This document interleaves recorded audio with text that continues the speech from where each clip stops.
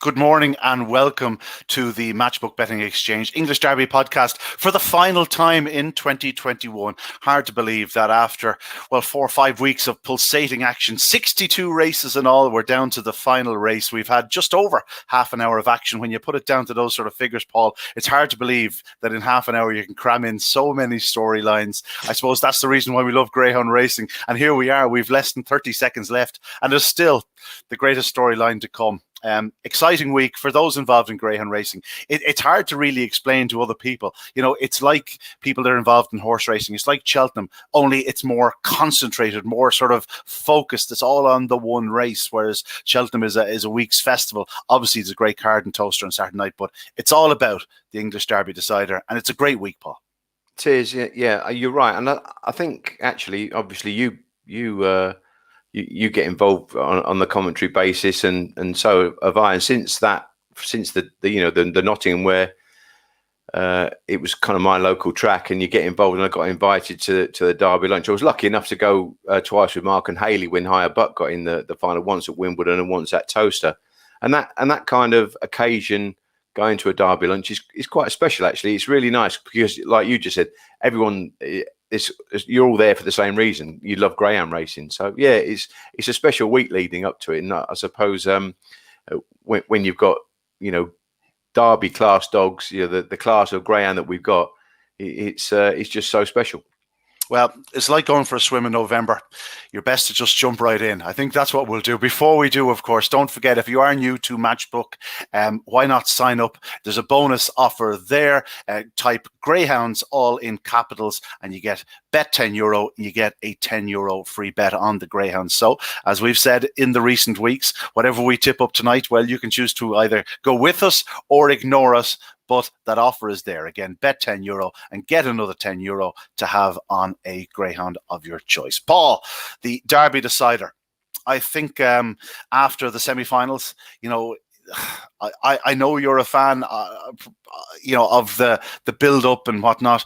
It's great to actually get the draw finally done. The Monday wait is a bit of a pain for me, I must say. You want to get writing, you want to get sort of focused on the race itself, and you're sort of almost stalled for those few weeks. But when it did come about, you can see the draw in front of you there with, of course, the Matchbook prices. And currently, Ballymac Fair One from Trap 3 is 3.45, so just a shade under 5-2. Dearjet Sydney 3.75. Then New In Session 5.7. Thorn Falcon 6.8. Ballymac Wild at 8.6. And Killara Line at 30. We have 4 Irish Greyhounds in the final for the third year running, bidding to make it a third year victory. And, of course, 3 years in a row, giving the 1, 2, 3. The prices suggest they can do so. What do you think? Firstly, the draw, I think, has worked out pretty favourably for most. I know Ballymac Wild is a very tricky draw out in Trap 5, but considering that Liam Dowling also has Ballymac Fair One perfectly housed in Trap 3, there's no real room for complaints.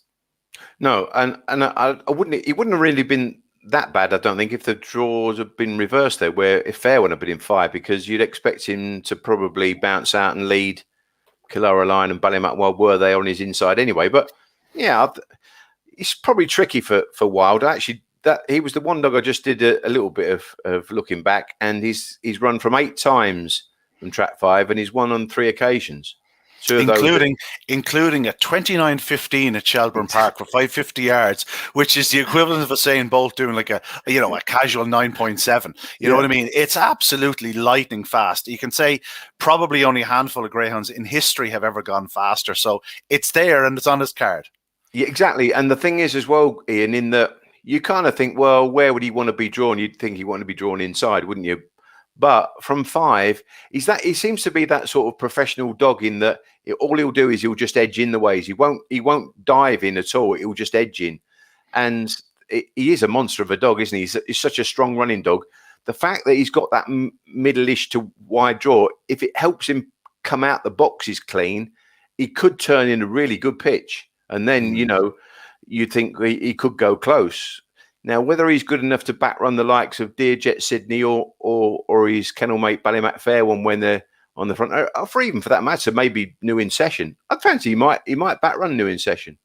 But there's not too many in the race you would be back running. It's that type of contest. It is. You're right. I do agree with you again, and it is one of those where I think if you get those quality dogs that lead, it's very difficult. Even if you have got a dog of the caliber of Ballymac Wild to chase you, they seem to be getting home reasonably well. I think this class of dog sees the 500 out really well. I think you'll agree. I don't think there's too many dogs that are that vulnerable in this lineup.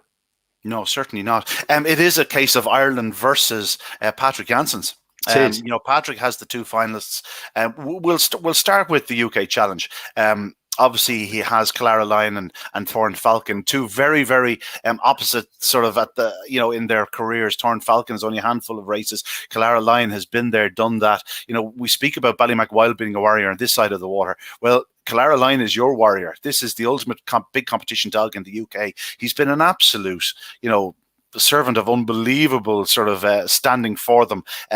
From the start, he's been just the most incredible greyhound. He's reached so many big finals. He's won a couple as well. But Patrick will be really excited coming into this week. And I suppose the fact that his dogs are relatively big in terms of the betting will probably stand to him. He doesn't have to be too concerned. There's no massive pressure on him. If the dogs pop out and run their races, he'll be happy.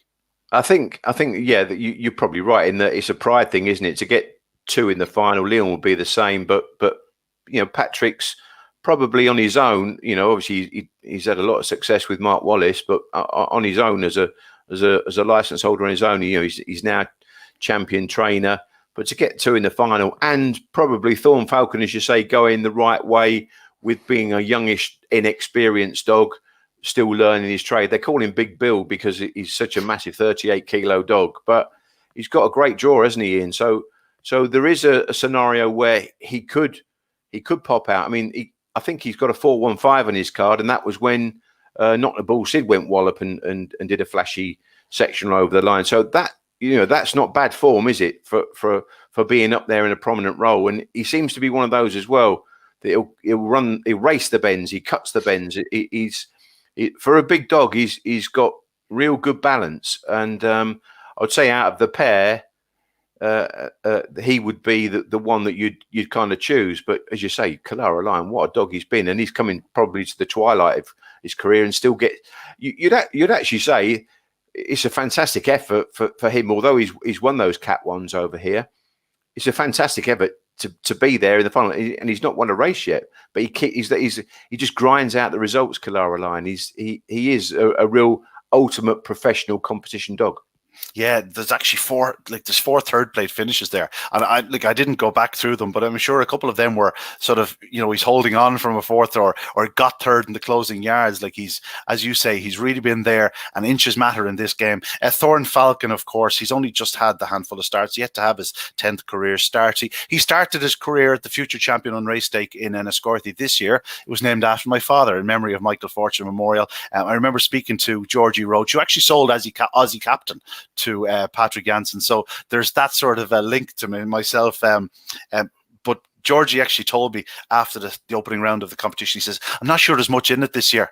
Here we are a few weeks, months later, and Thorn Falcon is in Trap 6 in an English Derby decider, and he's England's leading fancy. It just goes to show the quality that was actually in that competition. But Thorn Falcon really is a talent, and whether it happens for him on Saturday night or not, they have a greyhound to really look forward to. Yeah, and I think a big advantage they've got as well, Ian, is that, obviously all of them have got experience of Towcester, but he seems to have really taken to the place. And I think that is a big plus for an inexperienced dog, if you like. Probably the same you could say for Liam's Ballymac Fair one as well. That sort of ilk where they're quite inexperienced, but they seem to be growing in stature throughout their experience at Towcester. Yeah, just while we're commenting there, Ballymac Wild, we were referencing there. Eddie Goodall has been in touch. He says, I've long been of the opinion that Wild would be better drawn middle. In my opinion, all inside edging left at likely double figure odds, I'll be backing him. Well, Eddie's a shrewd judge. He came to us a couple of weeks back with Dear Jet Sydney comment, said the 155 was too short. He'd be a drifter. He'll keep laying. He certainly was a drifter. He did win that night, but I wouldn't go against Eddie on this opinion. I agree with him. I think he is probably a better dog from the middle in the terms where it does probably suck him out of boxes. Scottish Ravens has been in touch. If New In Session breaks as well as he did in the semi-final, the way he scrapes the paint, he'll win.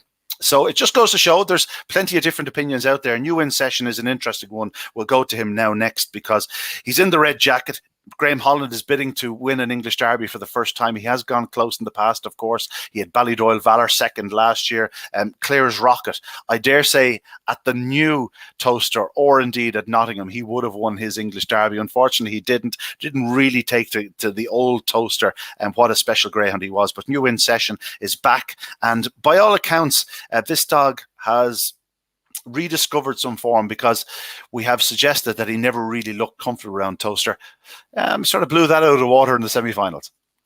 Yeah, and that was his best run in, wasn't it? And you keep discussing. We were talking about him in the couple of previous podcasts that we've been doing leading up to this, and I think I was quoted or I said at the time that he looked more workmanlike in the early rounds when he probably should have been really flashy and blitzing. And you just kind of felt he's not really firing on all cylinders. But again, the mark of a good competition dog, he's there. He keeps qualifying. He keeps finding a way to get into the next round. And yes, he's put his best foot forward when it matters going in to the final. I spoke to Simon. That's the first time I've ever met him, and he's thrilled to be there. And he's a bit of the opinion what will be. But everyone says, "Oh, you can't win out of track one." Well, he defied that, and that was in the semi-final of a derby. So it kind of blows that out of the water somewhat. It's easy for Simon to say he got his derby success last September in Ireland, of course, with the brilliant New In Taylor, and the fact that he's back, less than a year later, bidding to complete an Irish-English double with two different greyhounds is pretty remarkable. But of course, when men put their money or put their hand in their pocket and buy these good dogs, they deserve a bit of success. But New In Session, you said they're a good competition dog. That's the problem. He has never been a good competition dog. He's flashed in one of the early rounds. He's a great greyhound and the one-off night, but has never really produced it through a competition. Just one or two sort of false steps, missed bad runs, and he's gone out. This is the first real competition since the very start of his career that he's got to the final of. And ironically, he's done it without producing his best. Could we see one of his flashy big runs in the final? I think that's really possible. One thing I did, and of course, when you're there, or even if you watch Racing Post TV, you pick up on the little mentions of certain aspects of what's happening within the kennel and their build up and their lead up to each round. And Nicky did say that he's had a few little niggles, he's had a few little problems. But of course, that's all part and parcel of getting your dog through the competition each round. He's picking up those little telltale signs which say he's not quite right. And we've probably felt as outsiders looking in, that dog's not quite right. But of course, Graham and Nicky are good enough to spot the same. So they're going to go over the dog. They're going to treat those little sorenesses. And it appears that he might have been kind of just ambling through the derby with the niggles. And as you say, sometimes that would have probably caused him to go crashing out of a competition. But he's just kept going steady. And I just think that semi-final win has really thrown his hat into the ring. And there is that run in him, Ian. You just know there's that run in him. Yeah, I'm not exactly sure what his SP on the exchange was. It couldn't have been too far shy of his anti-post starting price. Here was a dog. He was sort of 8-1 during the week last week, so you can be guaranteed he was 10 or 11 or 12 even on the exchange. He's about a 12 or 14 to 1 chance prior to the competition to win it outright. So we are sort of coming back to full circle here. He is now again throwing himself back as a leading player, and he has the rails draw. It's not always the best place to be in a derby final, don't get me wrong, especially when you have Dear Jet Sydney in trap 2. But if he does hit the lids, and we know he can, Paul, as you said, a big player, and he certainly has the right people at the end of the lead. Of course, and you cannot discount him. You just can't say A plus B equals C. He's in trap one. They don't break out of one, therefore he can't win, because he's proved he did it last week, and he did it in the semi-final of a derby. So again, I keep saying this: when you're putting in big runs, but you're doing against quality opposition, you have to take note of that, and you cannot discount New In Session just because he's in trap one in the derby final. I don't think you can discount anything in this competition or in this final. We've mentioned four of them. We've mentioned the Pat Jansen's trained pair of Gallara Lion, Thorn Falcon. We've given Ballymac Wild a mention, New In Session. Now we get to the big two in the market. We'll take a more pragmatic look at the prices in a few moments, but let's just talk about the dogs themselves. Dearjet Sydney's in trap two. He's the defending champion. He was unbeaten in the competition prior to last week. I'm not going to say he missed the kick, but in previous rounds, nothing flashed out and got the run on him like Ballymac Fair One did. He is going to need to make probably his fastest start of the competition thus far, but it's worth pointing out from trap two last year at Nottingham in the final, bingo. Good luck, good night, God bless. I'm into the history books. Emma, Pat Buckley hugging on the track. It's very possible that could happen again. You know, his price reflects it, but what a star he must be to own, to train, to be involved in. Of course, bred down in County Cork and Youghal. Great excitement in a number of places for Dearjet Sydney, and he's bidding to become the fifth greyhound in history to repeat an English Derby success. Of course, he's bidding to do it at two different tracks. So Dearjet Sydney, take it away, Paul. I just love the dog, and I went back and before we came on air here, I went back and looked at his Nottingham win, and you're right, he flashed out, he roared to the bend, he was lonely at the first bend, and of course, I suppose we were talking about maybe Ballymac Wild running on. It was the same, really, wasn't it, with Ballydor Valor? He came thundering home, but you never really felt he was quite going to get there and reel in. Dearjet Sydney stays 500 well, probably his limit, but he stays it well. In this sort of class, but I do agree with you. I think that one off the fence, and Lorraine was talking to Emma, and she said, "I'd really love to get two." Of course, she got two. So, yeah, I can see him flashing out. And Ian, I've got to tell you, if you said to me, or if I asked you, say, what would his best sectional? You'd say he'd be better than 420. Come on. Oh, Paul, I was amazed. I'm just looking through it there, like 421, 421, two 423s, a 425 and a 431. I just can't believe that. I can't believe there's not a 414 there. No, there will be. There will be Saturday. There's no danger. There will be. There will be. Okay. Well, we're not going to ask you for your tip just yet, but if that's what you're saying, I think we can all, look into the future and see what PL is going to put in the Derby final. Dearjet Sydney, yeah, he's been a special tracker for them. He really has. Everyone claims how badly he needs the fence, but if you look to his record, he's won from basically most boxes. He's just one of those greyhounds. He knows what the game is about. As I always said, when the gaps appear, he takes them. When he gets his start, he makes the most of them. Just a professional, just a really, really proper greyhound. Another proper greyhound is Ballymac Fair One. I think he'll start favourite on Saturday night. He's currently marginal favourite. This is a greyhound that does have a 414 on his card, and it just so happens it came last week in the semi-finals from Trap 4. I don't think Trap 3 is a concern. He did do a 29.09, a 420 from Trap 3 on the 11th of June. That would have been in the second round of the Derby. Liam Dowling has yet to win an English Derby. He's gone close. Ballymac Vic, I feel, desperately lucky in his Derby final. Of course, Ballymac Taz, another few strides, may have won the Derby. They've basically won everything else in greyhound racing. An English Derby final, an English Derby success would really cap it all off. And they're far from finished, just judging by the pups they're bringing through. But Ballymac Fair One, I suppose it was a bit of a gamble them even bring him, across the pond, given his absolute inexperience and the fact that he was such a raw youngster. They have been more than justified in their choice. He won his second race at Shelburne Park in 28-28. I put on Twitter that he could be a potential star for the Ballymac outfit. And Shane Dowling said, track must be mental. I think there was a touch tongue-in-cheek at the time. Needless to say, not too long later, here we are, and we're looking at Ballymac Fair One in a Derby final. He's certainly deserves his place, Paul. And by all accounts, after last week's run, he's probably a deserving favourite. I think so. I think he has to be, because obviously he beat Dear Jet Sydney. Now, we keep saying Dear Jet Sydney hasn't really smashed out yet, whereas obviously Ballymac Fair One from the middle traps has, and I think that's the key to him. I thought he was a good thing when he won his third round, but it was a bit laborious there, if you like, because he didn't come out running, and he had to work hard to get there.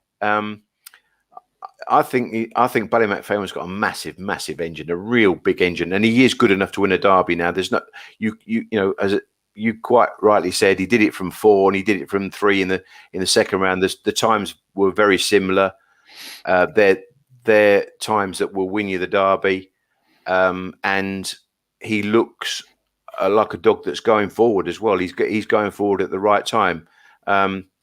He looks to have a perfect box to air his wares, and I do feel that, I think you're right. I think maybe he should be favourite, and I think maybe my heart is a little bit ruling my head with Dear Jet Sydney, but you can't discount Dear Jet Sydney. That's the thing. You can't discount him coming out the boxes. So this will be a really good tussle. It's not a 2-dog race by any means, but they are the 2 dogs that you probably expect can do the 29.0 time to win the derby. And I guess no one's going to really worry what time they do when they win the derby. No. Actually, he's a Ballymac Mat dog, isn't he? Ballymac Fair One. And I haven't been to too many Irish Derby finals, but I was there that night. And he was a dog that I really liked. So yeah, it's that. And again, first time. That's the beauty of these derby lunches. I know you kind of mentioned, wish they did the draw sooner, but I do feel that it does give a sense of occasion. And as I say, that's the 4th one I've been to now, and it's really good. I suppose in a way I'm a little bit privileged in that respect, because I get there, but you meet really good doggy people, and that's the first time I've met Liam Dowling. He actually made a beeline and said, he'd enjoyed the commentaries, and he mentioned about Lifford, and it was really good to have a little bit of a chat with him, and yeah, I think that would be nice, wouldn't it? Because he's tried so hard, he's hit the crossbar a few times, and this dog really does look as though he could win him a derby. And I don't think really, as Eddie Goodall said, you could really discount Ballymac Wild by any means either. No, you certainly can't. Just in a moment, Kalara Line, he did a 4.16 last week. If he did a 4.16, do you think he'll edge in on Ballymac Fair One, or do you think Fair One will do enough edging in that the two of them sort of edge across together almost? That's a good question. I don't think that Kalara Lion really wants trap 1 necessarily. He probably would have done in the lineup here to serve him best, but if an ideal box for him, he just wants to be a little bit off the fence somewhat. So yeah, 4's going to be good for him. Whether he's got enough early pace to clear him is a different matter. But then Astute Missile did it at Towcester. He went wallop from. And you probably think, well, he can't lead this race, but he did. So yeah, anything can happen. And the fact that he is drawn off, the fact that he has got a middle box, the fact that might help him come out the boxes, and now he can do a 4.16. Again, it's not, never say never. Yeah, right. Let's look at the prices, because we've been discussing the dogs without really taking too much attention to the prices. When the draw was made, my eye was immediately drawn to traps 2 and 3. My first instinct was that the pair would be quite short. I must say, I was surprised when I saw the original quotes coming out. Dear Jet Sydney is a 11-4. Ballymac Fair One is a shade under 5-2 in the exchange at the moment. It would have been no surprise to me had both Greyhounds been 2-1 or smaller when the initial prices came out, with new in session, a fraction bigger than the 9-2. I'd have made him 11-2 sort of chance. Kalara Line, a dog of his ability and talent, 25-1. I'm not going to say you could go any bigger. I can see exchange punters on the night trying to get a few quid out of him at crazy odds, those that can afford to do so. Those that have a chunk, and I mean a chunk sitting there. Ballymac Wild is currently 8.6. I think he's closer to where I thought he'd be. You know, he's 11-2 with some of the firms, 8.6 in the exchange. That just goes to show the values there, and the people have taken an opinion. I thought around 9, 8-1, I thought was about his price. And Thorn Falcon on the outside is currently 6.8, so just over 11-2, between 11-2 and 6-1. I sort of made him a 6 or 7-1 chance myself. I just thought there'd be less meat on the bones with the big two, Dearjet Sydney and Ballymac Fairone. Of the prices, Paul, what way did you see it? What is there anything that you would have been a bit surprised by? No, well, I must admit, I did feel that, well, we always knew that Thorn Falcon was going to get a great draw. And the fact that Ballymac Wild's there on his immediate inside will just edge in. He's going to have the real big lane to run down, isn't he, into the turn, Thorn Falcon. And as I mentioned to you, in his third round effort behind Not the Ball Sid, he really did get a better sectional. That didn't really matter in the scheme of things, because Not the Ball Sid went wallop and as you know he can do, and got loose. But Thorn Falcon stays well enough. So if there is a bit of crowding on the inside, as you say, because like Eddie said, they're going to, or you said, they're going to edge in, aren't they? They're all you think they're going to edge in at some stage. Whereas, as I mentioned earlier on, he's over 38 kilos. This dog, I thought he might offer a little bit of value. I actually probably think because of that, he probably should be maybe where he is, slightly shorter. And I heard. I speak to Joe and Ryan Kennedy quite a lot, and I think they mentioned that someone was quoting 10-1. That might have been pre-draw. I'm not really sure, but that looked massively over the odds. And he's settling down now to somewhere, as you say, probably where you think he'll be. Probably, I would say he'd be more 9-2, 5-1. But because I find it difficult to split between Dearjet Sydney and Ballymac Fairone, and where you think, they're the most likely winners. Again, I can't discount New In Session, and you can't probably really discount Ballymac Wild. So it's going to be wide open. And like you quite rightly say, there's going to be people with difference of opinions, and that's where the exchange is the beauty. That's where you can find your value with Matchbook here, because they're going to be people with different opinions, and it is one of those. There's no clear cut theory that this will happen. We said in a couple of our previews, we think this will happen, and a couple of times it did happen, and it doesn't always happen. But I think it's wide open. I think it could even go near the 11-4, the field mark. Do you really? Okay, I'd be surprised now, I must say. We just have a comment there from Brian Kennedy. It's not surprised to see Brian watching on. Of course, Brian and Philip O'Keefe are the men behind the Killara name. They've been sending over champions to England for a long time. He says that Killara Line has won every final he's been to in the UK. I didn't realise that. Now I find that hard to believe, because he's been to so bloody many of them. How many has he won? If that's right, it just goes to show the measure of the Greyhound. He is a big occasion dog. Maybe that 25-1. Well, it probably is touch insulting to the dog anyway. But I suppose that's purely down to draw rather than anything else. I think it is, and the fact that he's probably doing it in the qualification thing, a bit like New In Session to a certain extent, kind of qualifying without the flashy wins. But that doesn't mean to say, we've been in this game a long while, that isn't to say he hasn't got the quality and the engine to go and smash the bars down and clear them. And then if he got on the front end, that's again, it's like every dog in this race. Whatever gets on the front end is probably going to stay there. The question is, what's going to get on the front end? That's what we have to nail you down now, Paul. If I had to nail you down to one, you can take price into account, but also just what the head is telling you.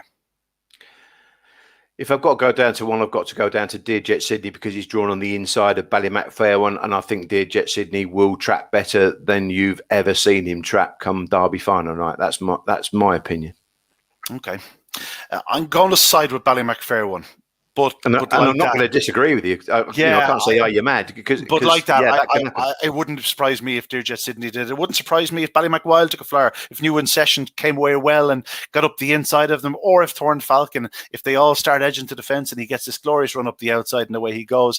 It is one of those finals, a tremendous final. Brian Arnold, should I say, taking time off his TikToks to agree with Brian Kennedy on his assessment of Killara Lyon and his performances.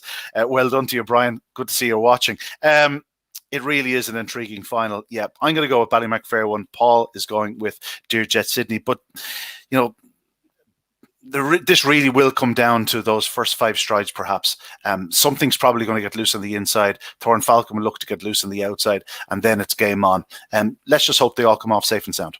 Exactly. That's the thing. We want a clean run race. We want the best dog to win on the night. And like you quite rightly say, probably any of them can win on the night. Yeah, they're good all good enough. There's no fluke about them getting there. Of course, it's a very special card. There are, any amount of races you could go into depth. We're not going to go into depth with any of them. We'll take a brief look at the plate, Paul. People have a lot to be doing on Derby weekend, or Derby week. They have to get back to studying the form. They can't just go purely on our decisions, because if they did, they might be left a little bit short in the pocket at times. Although things have been going reasonably well for us. We've given a few winners, thank God. Last week we were completely wrong, although.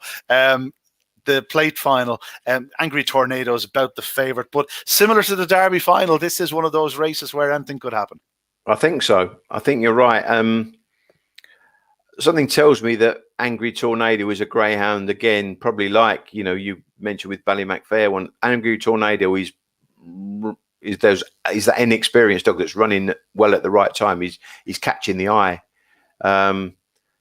He surprised me actually with the manner of his victory. That just tells me that this is a decent greyhound. I actually thought his brother Angry Dad was probably the faster out of the pair of them, but of course he fluffed his lines at the start. This fella's in trap 3. I don't think that'll worry him too much. I think he's got the lot. He's got early pace, and I didn't think he had that much early pace, but he has got early pace with the break. And again, he's got the trap to break from. So obviously you expect Shell and Milo to go wallop. That in essence isn't a bad draw. The fact that Shell and Milo's been drawn out in the middle, I think, has helped him break. He ground out the victory because he looked a bit vulnerable, didn't he, behind Bombardier. Bombardier, come on. Surely that debate is over at this stage. Yes, Bombardier. And probably New In Jacko's got a sound enough draw, but Angry Tornado reeled him in, and I fancy Angry Tornado could be up there. It's not impossible for him to go and lead, and if he leads, I think that's what they call wading at Wincanton. With my green tinted glasses, I think I'll agree with you. Being a proud Irishman, it'd be great to see Peter Cronin have a big win on the night. I have to tell you, having seen him in Ireland, if you told me he was going to be favoured to win the Derby plate, I'd have said you're drunk. I didn't see it happening, but he is young. He's August 19, and Peter Cronin, when he brings them over, it's amazing what he achieves.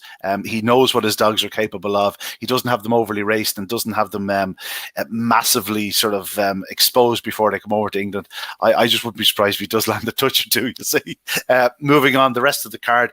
Paul, we have to mention you have a runner in the Durando. Should we be racing out to take the 50 to 1? What do you think? No. Listen, you might have seen me on my tweet. Obviously, I had to call her, and I said to you last week that'd be a bit of a nervous thing, and it was because from the berth that you are commentating at Towcester, you can look out the window, you can look at that vast expanse of the ground, and I try to tend to do that because I think you get a better feel. But I happened to just glance at the monitor, and start calling off the monitor. Obviously, it's a 2-circuit race, and of course, then. Because she was so far behind the quality greyhound of Iamsel Royale, I had to look back again, and I panicked somewhat. But I saw her, and to be fair to her, she is a gutsy little thing. And listen, she's nowhere near as good as her mother, but that's why she was named, because Roxanne Magic, her mother, won the Durando twice at Wimbledon, and I'm just so proud that she was there. I had to sit down, Ian. I was shaking. That she came third. It's ridiculous, I know. But that's how much it means to you when you breed them.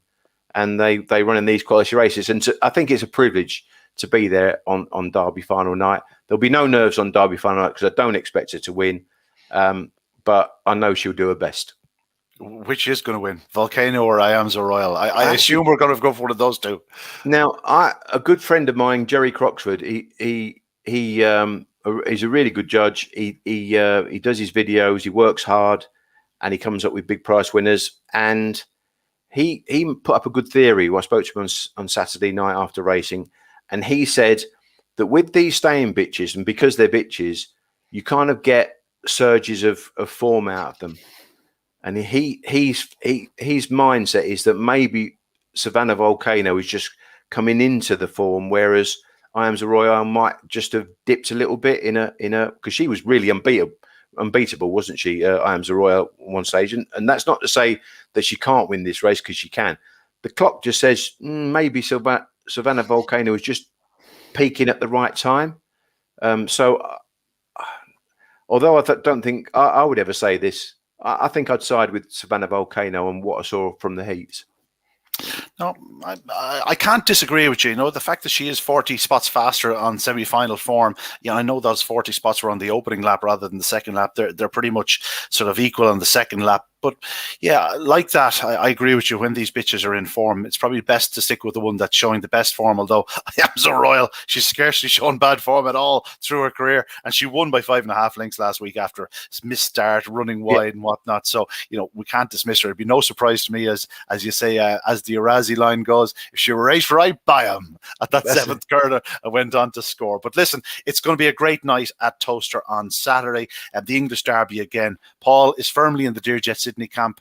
I'm sort of hovering thereabouts on a couple of walls. I'm not going to rule out anything, but I'll go with Ballymac Fair One because I have to. That's what we're paid to do here, Paul. We're going to cut it short because people have to get ready. You know, big weekend, a lot to look forward to. Anything else in the card that jumps out at you just briefly? I probably think that Drumcrow Brent's got a really good draw. Ian's got fantastic makeup, and again, he loves Towcester. I can imagine Mark will get him flying out the boxes, and if he turns in the pitch, he'll just blow him away. I think he's probably one of the better bets on the card. Good man, Paul. Last question. When is the journey to Lifford happening? When are you making the move? Well, we went last Wednesday. We put an offer in on a house, and we found out yesterday that the offer was accepted. So that's probably going to take a 2 or 3 month process. Whether we'll be out there in a B&B somewhere, I think highly likely we'll try and get out there for a couple of days, the back end of this month, beginning of August, because there's a lot of work to be done, but it's starting. The process is starting. So yeah, it won't be too long. So effectively, you're going to be signing out. Signing out on Saturday night. Not a bad way to sign out. Calling the English Derby winner. Hopefully, an Irish English Derby winner. Best of luck, PL. I know you're going to do a great job in Lifford. And I know everyone's rooting for you. And as I've kept saying to you, if we can do anything for you, well, don't be afraid to give us a holler. And again, to anybody, it's well worth your while getting up to Lifford in the future. But for the meantime, we look forward to the English Derby decider on Saturday night. Best of luck to all involved. Don't forget the bonus code, Greyhounds, all in capitals if you want to sign up with Matchbook. Bet €10, get €10 free to back on a Greyhound with that bonus offer. But that's it for us on this Wednesday morning as we look ahead to the final of the 2021 Derby. Again, my heartiest thanks to Paul Larence, who's been fantastic over the last few weeks. Paul, I look forward to doing it again. Our paths will cross many, many times over the coming weeks and months and years, I'm sure. But for the moment, thanks again. And again, to everybody involved in the English Derby on Saturday night, the very best of luck. And don't forget, Matchbook will have all the prices available on Saturday morning. You'll be getting the best odds on the exchange.